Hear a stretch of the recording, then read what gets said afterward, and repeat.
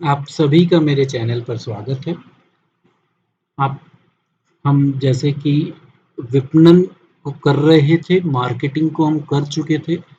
हमारी जो last video थी वो मार्केटिंग के ऊपर थी और उसमें मार्केटिंग के हमने जो बेसिक कंसेप्ट थे, जो अवधारणा थी उसको पढ़ लिया था। ये देख लिया था कि विपणन मिश्र क्या होता है।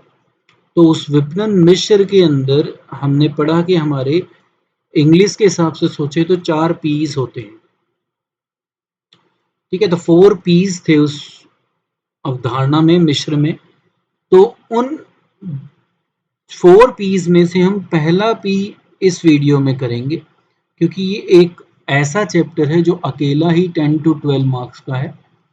तो इस चैप्टर में क्योंकि नंबर बहुत हैं तो ये थोड़ा लेंथी टॉपिक है, तो इसको हम छोटे छोटे पार्ट्स में डिवाइड कर कर करना चाहते हैं, सो दैट आप इसको आसानी से समझ सकें।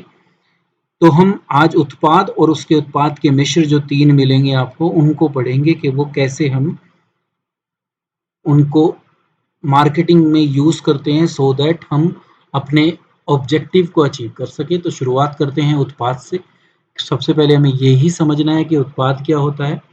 तो सामान्य अर्थों में अगर उत्पाद शब्द से अभिप्राय निकाले तो भौतिक और मूर्त गुणों से होता है। कि नॉर्मली हम बोले तो हम किसी भी प्रोडक्ट को, प्रोडक्ट क्या कहते हैं, उसके जो फिजिकल गुण हैं जो हमें दिख रहे हैं, उन गुणों के बेस पर हम बता देते हैं कि ये आलू है, या ये बल्ब है, ये पेन है। तो जो दिखता है सामान्य अर्थों में, उसको ही हम क्या कह देते हैं, प्रोडक्ट कह देते हैं।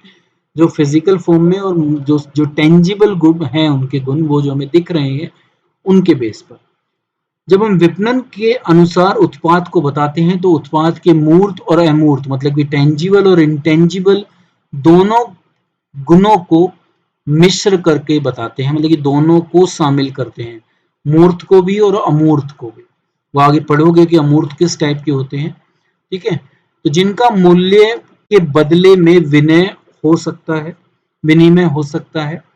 तो हम पैसे देकर जो है सामान को खरीदते हैं, जिसको हम इंग्लिश में एक्सचेंज कहते हैं। और ये जो होता है उत्पाद, ये उपभोक्ता की किसी न किसी आवश्यकता को संतुष्ट करता है। तो हम उसको क्या कहते हैं, मार्केटिंग में या विपणन में उत्पाद कहते हैं, जहां पर मूर्त और अमूर्त दोनों गुण होंगे, साथ में मूल्य के बदले विनिमय किया जाएगा और उपभोक्ता की आवश्यकता को संतुष्ट करे। तो फिर आगे देखें तो इसमें वह सब कुछ होता है जिसे बाजार में आवश्यकताओं की संतुष्टि के लिए बिक्री हेतु लाया जाता है। तो वो हर चीज उसके अंदर होती है जो ग्राहक की किसी न किसी आवश्यकता को पूर्ण करती है। ठीक है, जिसकी वजह से उसे बाजार में लाया गया है। उत्पादों को 2 वर्गों में बेसिकली डिवाइड कर रखा है। पहले को हम औद्योगिक उत्पाद कह देते हैं।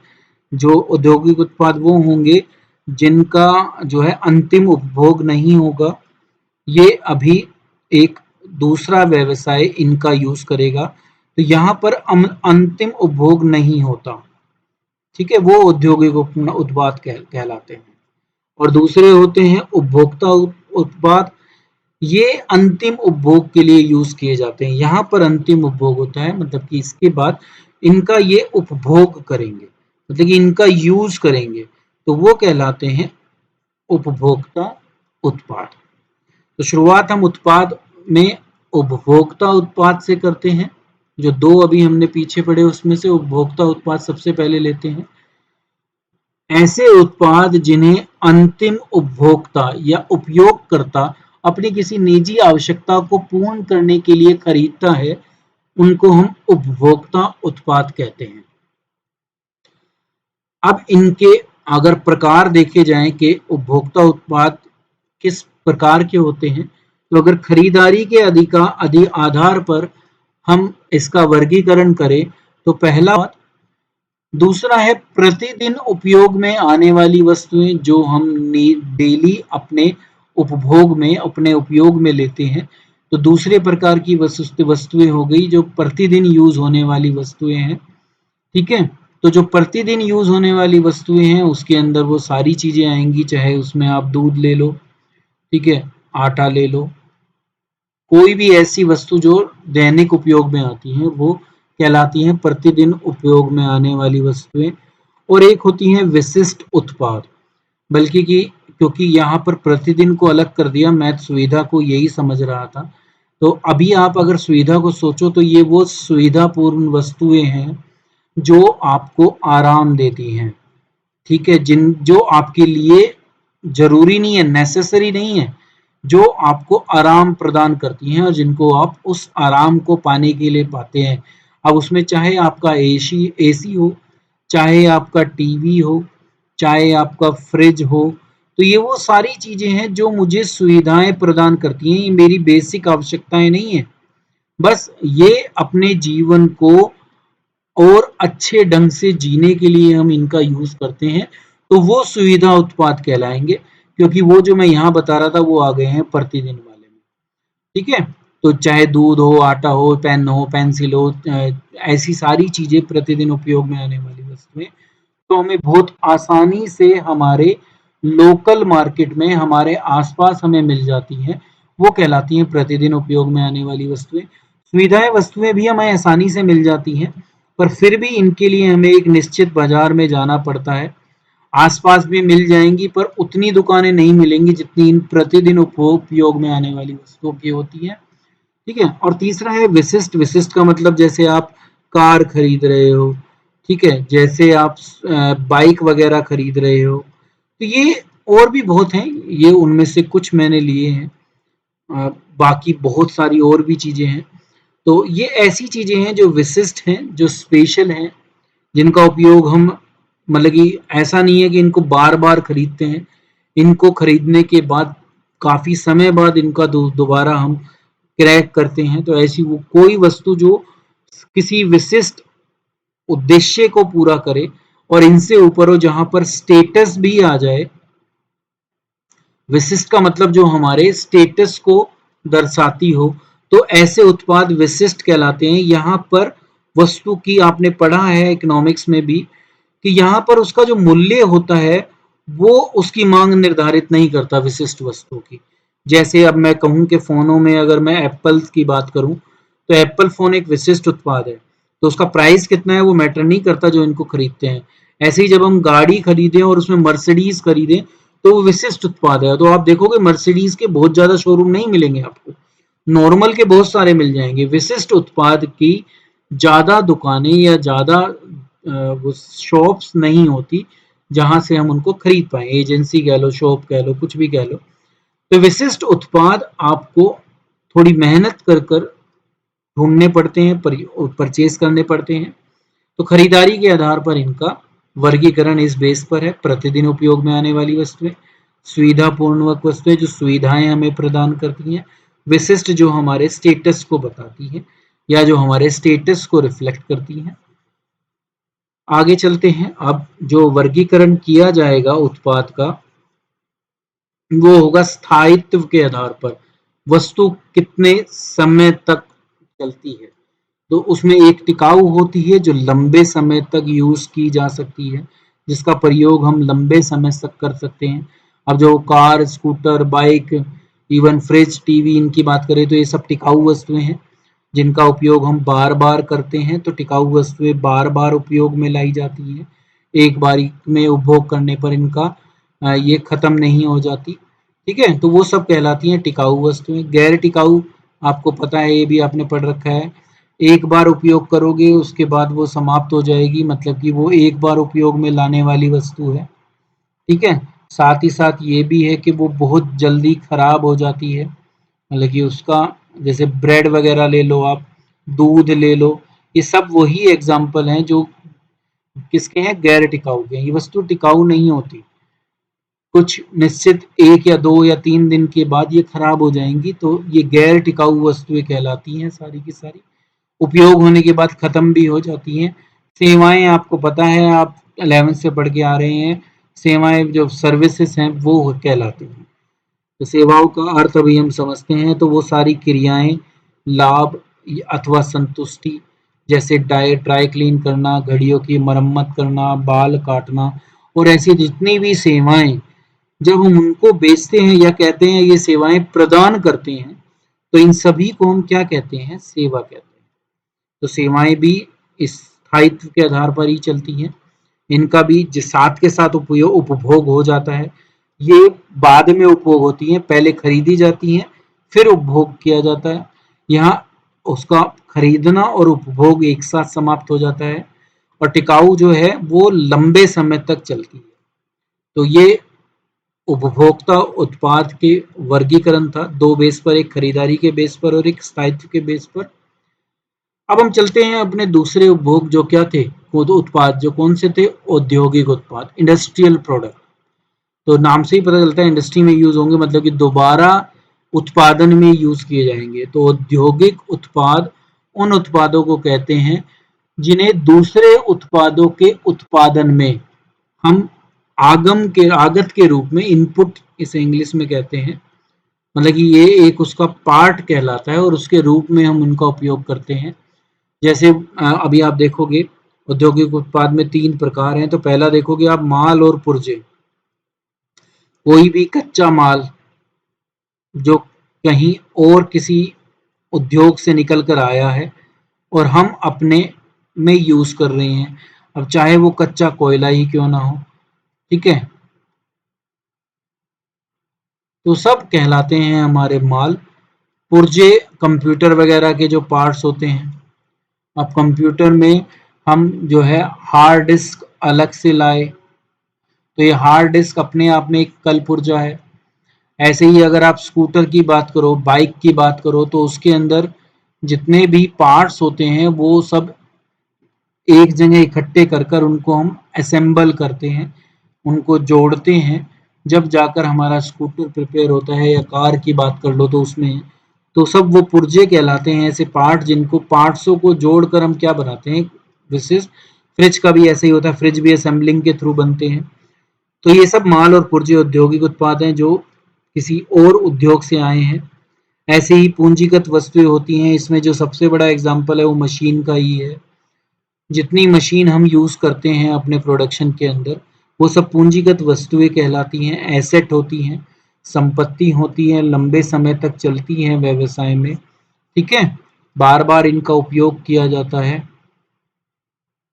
तो वो सब संपत्तियां कहलाती हैं, पूंजीगत संपत्तियां। और तीसरा है ऐसी वस्तुएं या ऐसी व्यावसायिक सेवाएं जो हम विभिन्न उद्योगों को या व्यापारियों को देते हैं, ठीक है। अब उसमें इंश्योरेंस भी है, ट्रांसपोर्टेशन भी है, ठीक है, बीमा भी है, परिवहन भी है। ये सब जो हैं उन्हीं सेवाओं का एक जरिया है, ठीक है। तो ये सब, ये ऐसी हर वो चीज जो व्यवसाय में हम दूसरे व्यवसाय को देते हैं, वो कहलाते हैं औद्योगिक उत्पाद, ठीक है। परिवहन हम कस्टमर के लिए भी यूज करते हैं, पर ये वो वाला परिवहन नहीं है, ये है उस बिजनेस के माल को ढोने वाला परिवहन, ट्रक वगैरह, ठीक है। तो ये माल परिवहन की बात हम यहाँ कर रहे हैं। तो ये उत्पाद के प्रकार थे।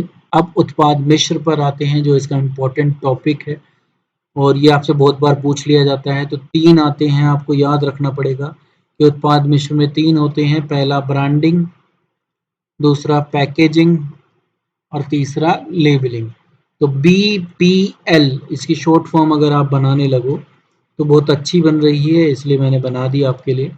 तो ये उत्पाद मिश्र कहलाती है, BPL, याद भी आपको आसानी से हो जाएगी। तो इसमें पहला बी जो है वो पढ़ते हैं, मतलब कि ब्रांडिंग। ब्रांडिंग वो होता है, ऐसा किसी भी उत्पाद का नाम, चिन्ह अथवा कोई प्रतीक देने की जो प्रक्रिया होती है, वही हमारी क्या कहलाती है, ब्रांडिंग। तो मतलब कि जब हम किसी अपने उत्पाद को कोई नाम, कोई चिन्ह, कोई प्रतीक देने की कोशिश करते हैं, सो दैट वो आसानी से लोग उसको पहचान पाए, तो वो ब्रांडिंग कहलाता है। ये प्रयोग कौन करता है, विक्रेता करता है या विक्रेता का समूह करता है, सो दैट उत्पादक वस्तुएं या सेवाओं की पहचान कराई जा सके और प्रतियोगियों के उत्पादों से उसमें अंतर स्थापित किया जा सके, मतलब कि हम अपने प्रोडक्ट को पहचान पहचान करवा पाए, हम अपने उत्पाद की पहचान करा पाए कस्टमर को, वो ब्रांडिंग कहलाती है। तो उसमें सबसे पहला जो काम होता है वो ब्रांड को नाम देना होता है। तो ब्रांड का वह भाग जिसको बोला जा सकता हो, वो ब्रांड का नाम कहलाता है। एग्जाम्पल देखिए, जैसे एप्पल हो गया, सैमसंग हो गया, एडिडास हो गया, लावा हो गया, माइक्रोसॉफ्ट हो गया, कोका कोला हो गया। ये सब ब्रांड के नेम है जिनको आप बोल सकते हो, बोल कर बता सकते हो, ढूंढ सकते हो, पहचान सकते हो।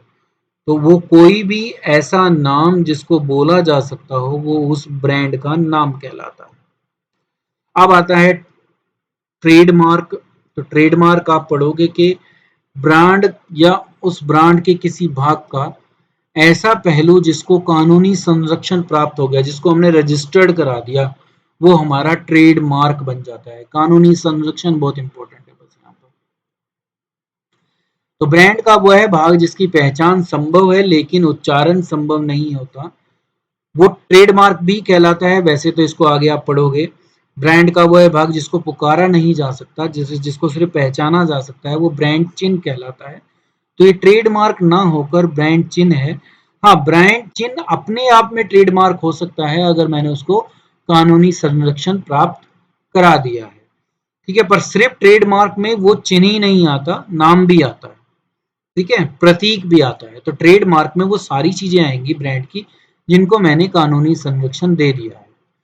तो एक प्रतीक, एक आकार, एक अलग किस्म का रंग या कोई शब्दों की बनावट, वो उस ब्रांड का चिन्ह हो जाता है, प्रतीक हो जाता है।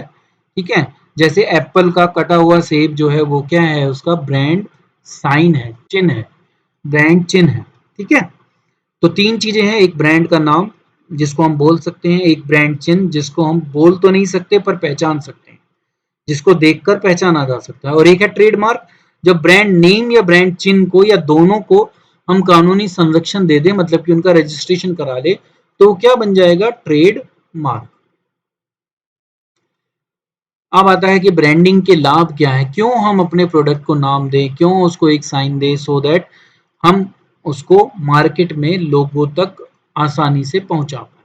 तो ब्रांडिंग करने से एक कंपनी को क्या लाभ होते हैं, मतलब कि विपणनकर्ताओं को क्या लाभ होते हैं, तो वो अपने अपने उत्पाद को दूसरों से अलग पहचानवा सकता है, अंतर्भेद किया जा सकता है दूसरे उत्पाद से, मेरे उत्पाद का, उस नाम से भी और उस साइन से भी हम अपने प्रोडक्ट को अलग से आइडेंटिफाई करवा सकते हैं।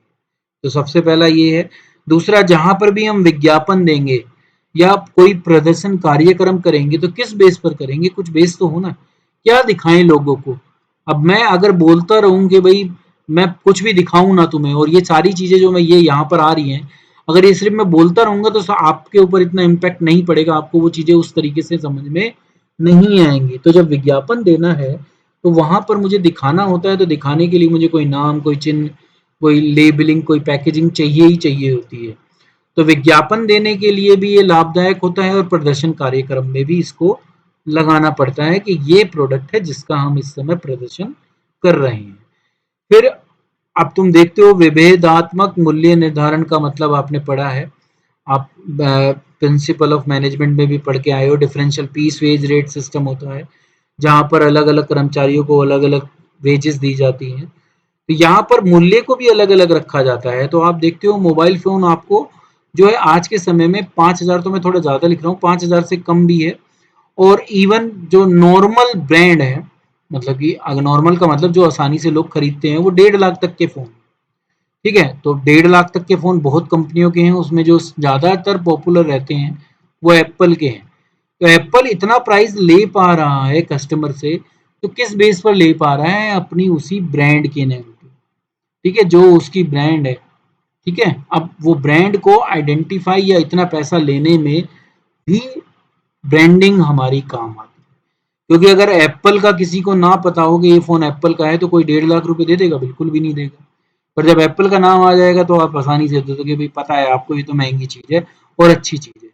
ऐसे ही हर चीज में, मर्सिडीज बेंज के लिए भी एग्जाम्पल हो सकता है।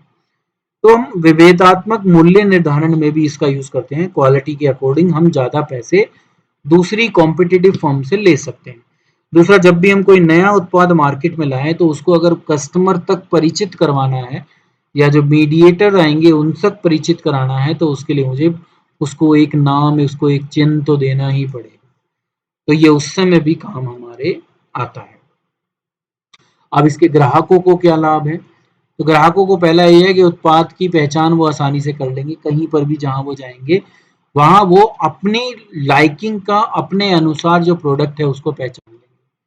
दूसरा आता है कि गुणवत्ता, वही एप्पल वाला एग्जांपल है, तो गुणवत्ता आप डिसाइड कर लोगे कि भाई ये तो एप्पल का फ़ोन है, दैट्स मीन्स ये बहुत अच्छा फ़ोन होगा ही होगा। ऐसे ही सोन मर्सिडीज बैन के लिए भी लागू हो सकता है, सैमसंग के लिए भी लागू हो सकता है। तो डिपेंड करता है कि आपका टेस्ट क्या है और आप इसको क्वालिटी मानते हो। तो क्वालिटी आप उस बेस पर निर्धारित कर लोगे ब्रांड के नाम से। रिलायंस का नाम सुनते ही आप इजीली ब्रांड को पहचान कर समझ सकते हो कि प्रोडक्ट अच्छा ही होगा। अब वो हो चाहे ना हो वो एक अलग बात है, पर गुणवत्ता को सुनिश्चित किसने कर दिया? ब्रांडिंग ने। फिर है कि सामाजिक सम्मान, वही एप्पल वाली बात है, एक स्टेटस सिंबल आपका होता है, मर्सिडीज बेंज एक स्टेटस सिंबल है। तो ग्राहक उसको स्टेटस के रूप में भी दिखाते हैं कि भाई मैं कितना जो है अमीर हूँ या मैं कितना हाई सोसाइटी से बिलोंग करता हूँ। वो मेरी चीजें देखकर लोग पहचान लेंगे, मुझे बताने की जरूरत नहीं पड़ेगी बार बार। ठीक है। तो सामाजिक सम्मान का प्रतीक के रूप में भी लोग ब्रांड को यूज करते हैं। ठीक है, इरिस्पेक्टिव ऑफ द कॉस्ट, उसकी कॉस्ट कितनी है उसको भूल कर।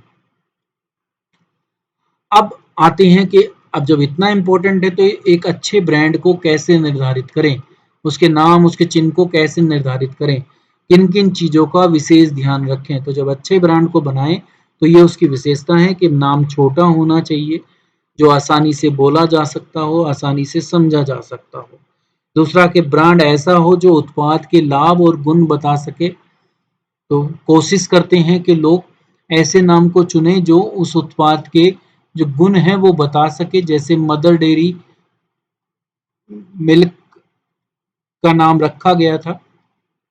बताइए आपको सर्वोत्तम दूध कौन सा होता है? मदर का। तो फिर उन्होंने क्या कहा कि जो ये दूध है वो क्या है? मदर डेयरी से बिलोंग करता है।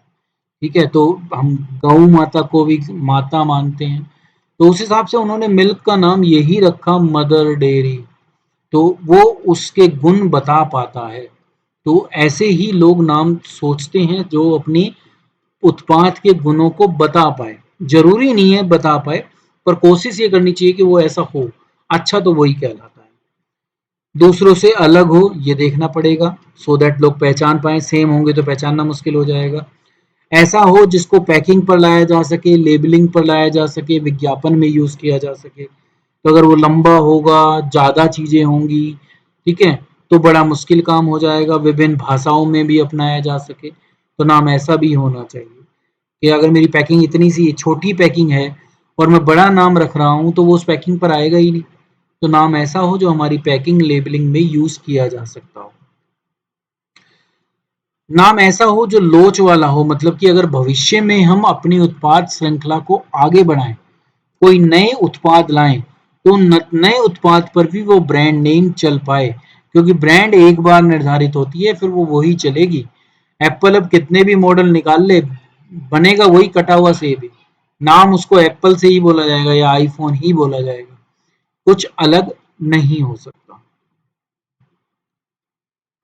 उसका पंजीकरण कराया जा सके, रजिस्ट्रेशन उसका कराया जा सके, उसको कानूनी संरक्षण मिल सके, जिसको हम फिर ट्रेडमार्क कह देते हैं। ठीक है, और ऐसा नाम हो जो टिकाऊ हो, लंबे समय तक चल सके, सदा बाहर रहे। ठीक है, ऐसा नहीं है कि कुछ समय बाद नाम ही अप्रचलित हो जाए और लोग उसको पहचान ही ना पाए, समझ ही ना पाए। तो ऐसा नाम नहीं होना चाहिए, टिकाऊ हो, जो लंबे समय तक चल सके। एग्जाम्पल इसमें एमडीएच का मैं आपको देता हूँ। देखो एमडीएच इतना पुराना है, आज भी मसाले उसी के बिकते हैं। फुल फॉर्म इसकी आपको पता ही है, महास्य दी हट्टी। ठीक है, तो हस्ती से ही वो क्या था? स्पाइसेस था। तो वो स्पाइसेस, वो नाम एमडीएच आज तक भी चला आ रहा है। तो नाम टिकाऊ होना चाहिए, लंबे समय तक यूज किया जा सके। अब दूसरा पार्ट आता है पी, बीपीएल में पी आता है, पैकेजिंग वाला। ठीक है, तो पैकेजिंग आपको पता है कि पैकेजिंग का मतलब है कि किसी उत्पाद को किसी डिब्बे में, उस डिब्बे को डिजाइन करना और उसका उत्पादन करना। जिस डिब्बे में हम अपने उत्पाद को लोगों तक पहुंचाएंगे, तो उसकी डिजाइनिंग करना और उसका प्रोडक्शन करना, ये पैकेजिंग का काम होता है। पैकेजिंग 3 स्तर की हो सकती है, प्राथमिक स्तर, द्वितीयक स्तर और परिवहन के लिए पैकेजिंग। ये बहुत ज़रूरी है, ये अभी हम देखेंगे कई प्रोडक्ट के ऊपर अलग अलग पैकेजिंग यूज़ होती है। तो अभी टूथपेस्ट का एग्जांपल हमारे पास है, ये एनसीईआरटी से लिया गया है। तो एनसीईआरटी से उठाकर मैं आपको ये एक एग्जांपल दे रहा हूँ। तो कर्सी क्या है, एनसीईआरटी है। तो पैकेजिंग के स्तर दिखाए गए हैं। तो पहली पैकेजिंग जो प्राथमिक पैकेजिंग कहलाती है, उसमें वो प्रोडक्ट को फिल किया जाता है, प्रोडक्ट को भरा जाता है, वो पहली पैकिंग होती है जो प्रोडक्ट को कंटेन करती है, जिसमें प्रोडक्ट होता है। ठीक है, वो पहली पैकिंग कहलाती है। एग्जाम्पल आपके सामने इस समय टूथपेस्ट का है, तो वो पेस्ट इस पहली पैकिंग के अंतर्गत है। दूसरी पैकिंग आती है इसको सेफ बनाने के लिए। भाई अगर इसके ऊपर प्रेशर हम डालेंगे तो ये निकल जाएगा ना पेस्ट, तो उसको बचाने के लिए हम उसको सेकेंडरी पैकिंग देती हैं, जो उसको सुरक्षा प्रदान करता है कि अगर उसको कहीं पर जाना है तो वो निकले ना, दबाव वगैरह उस पर डायरेक्ट ना पड़े, सो दैट वो वेस्ट ना हो, खराब ना हो। तो वो सेकेंडरी पैकिंग कहलाती है, जिसमें जो उत्पाद जिसके अंदर भरा हुआ है वो पैक किया जाएगा। और उसके बाद जब परिवहन वाली बात है, तो परिवहन की ये वाली पैकिंग होती है। ठीक है, जिसमें हम क्या करते हैं, प्रोडक्ट को जितनी जगह पर हमें भेजना होता है वहां हम उसको ज्यादा क्वांटिटी में, यह सिंगल पीस था, अब देखो पैकिंग कितने की हो रही है, 20 पीस की, तो आपने 20 पीस की एक जो गत्ते वाली पैकिंग होती है वो परिवहन पैकिंग कहलाती है, जिसको हम थर्ड पैकिंग कहते हैं। ये एक स्थान से दूसरे स्थान अधिक माल, बल्क में माल पहुंचाने के लिए यूज की जाती है। तो ये 3 स्तर थे पैकिंग के, और अलग-अलग प्रोडक्ट के लिए अलग-अलग यूज किए जाते हैं। कई ऐसी पैकिंग होती है जो इसके बाद सीधा ये वाली पैकिंग में जा सकते हैं। ठीक है, तो वो डिपेंड उस पर करता है कि आपने उसको किस, अब कंटेनर जो होता है, जैसे घी वाले कंटेनर आपने, एक तो होते हैं प्लास्टिक वाले और एक होते हैं दूसरे वाले जो डिब्बे टाइप होते हैं, तो उनके लिए फिर आपको ये वाली पैकिंग की जरूरत नहीं पड़ेगी, आप सीधा प्राइमरी पैकिंग से सीधा परिवहन पैकिंग पर जा सकते हैं। तो प्रोडक्ट के अनुसार, उत्पाद के अनुसार हम पैकिंग के लेवल डिसाइड करते हैं। अब आता है कि पैकिंग के क्या महत्व है, पैकिंग क्यों इम्पोर्टेंट है। तो सबसे पहले स्वास्थ्य और स्वच्छता बनाए रखने के लिए जरूरी है। आज का समय वैसे भी कोरोना काल है, आप देख रहे हो कि हर चीज पर डाउट होता है। तो आज के समय में आप देखो कि पैक्ड चीजें ज्यादा बिक रही हैं, अनपैक्ड चीजें लोग खरीदने से बच रहे हैं कि कहीं हम इन्फेक्टेड ना हो जाए। तो स्वच्छता बनाने, अपने को स्वस्थ रखने के लिए पैकेजिंग का बहुत महत्व है। आजकल लोग सब पैक्ड चीजें खरीदने की कोशिश करते हैं। एक आजकल सारी जो है स्वयं सेवा दुकानें हैं, जितने भी मॉल हैं, जितने भी मॉर्ट हैं, मार्ट हैं, उन सब में सामान रखे रहते हैं। हमें कह दिया जाता है कि आप अपने हिसाब से जो लेना है आपको वो उठा लाओ और बिलिंग करा लो। तो ऐसे केस में वो पैकेजिंग का बहुत महत्व है, क्योंकि पैकेजिंग में ही वो पैक्ड होगा, जब ही हम उसको उठाकर ला पाएंगे। अगर हर चीज खुली रूप में होगी तो हमारे लिए उसको कंटेन करना, उसको एक किसी चीज में डालना बड़ा मुश्किल काम हो जाएगा। तो इसलिए पैकेजिंग बहुत जरूरी है आज के समय में। फिर आता है कि नवीनता, आप अपने प्रोडक्ट को दूसरों से अलग दिखा सकते हो। तो हमारी पैकेजिंग के बेस पर बहुत सारी चीजें बिक जाती हैं।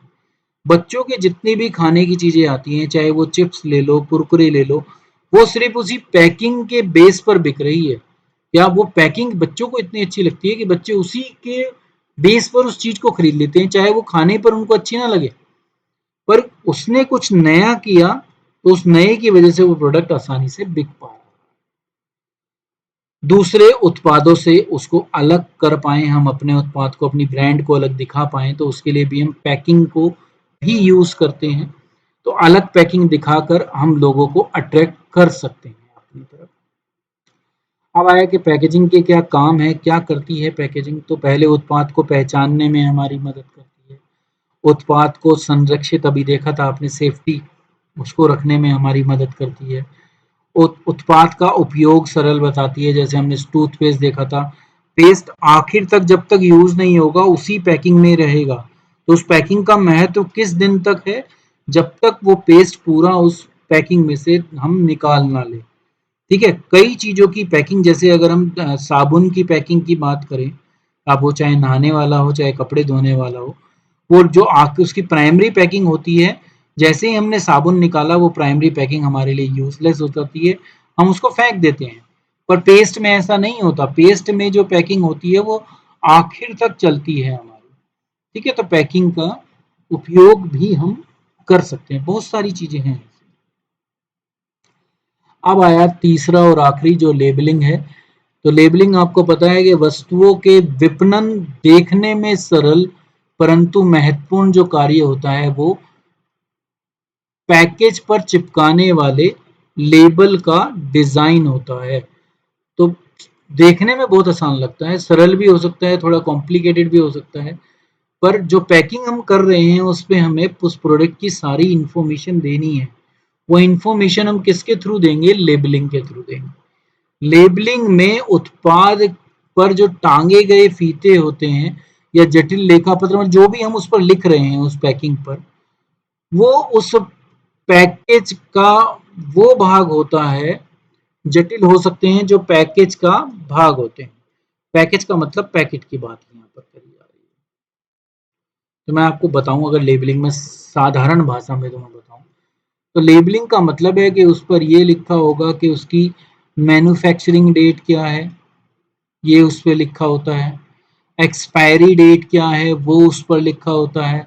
उसकी बनाने की विधि उस पर लिखी होती है। ठीक है, बनाने की विधि लिखी होगी, यूज करने की, प्रयोग करने की विधि उस पर लिखी होगी। ठीक है, प्रिकॉशन क्या सावधानियां हमें लेनी है वो उस पर लिखी होंगी।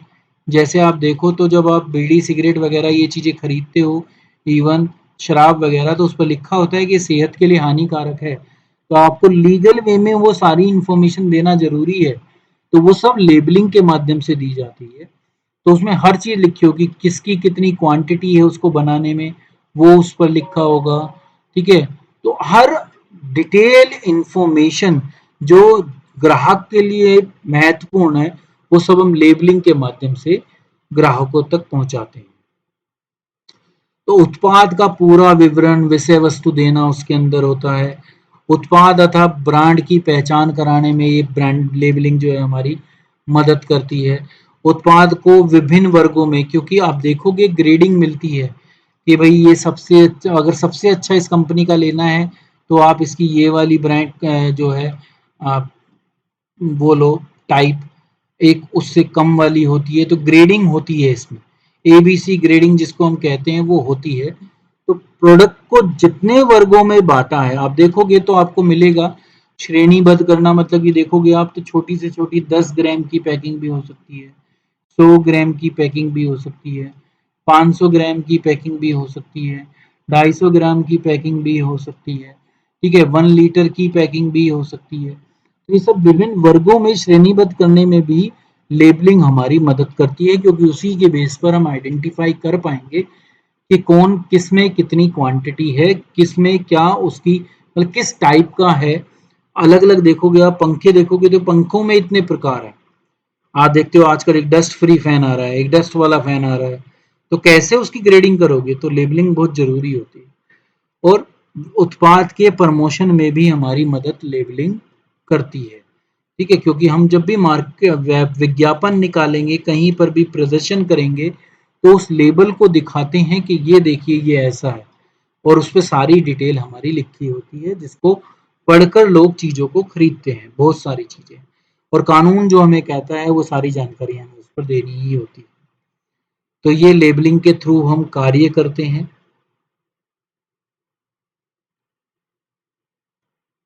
इसी के साथ ये वीडियो समाप्त होती है। मतलब कि हमारा पूरा प्रोडक्ट का जो टॉपिक था उसमें जो एल पी जी ये थी, एल पी क्या कहेंगे, B P L, B P L को हमने पूरा पढ़ लिया। ब्रांडिंग, पैकेजिंग और लेबलिंग। ठीक है, किसके अंदर थे? ये हमारे उत्पाद के अंदर थे। तो उत्पाद हमारे लिए बहुत इम्पोर्टेंट है। इसी वीडियो में हमने वो सारी चीज़ें पढ़ी जो हमारे इस टॉपिक के लिए बहुत ज़रूरी थी। चैनल को सब्सक्राइब कर दीजिए अगर अभी तक आपने नहीं किया है, बेल आइकन को प्रेस कर दीजिए। ये वीडियो यहीं तक थी। अगली वीडियो में हम मूल्य और स्थान इन दो को करेंगे। अभी के लिए इतना ही।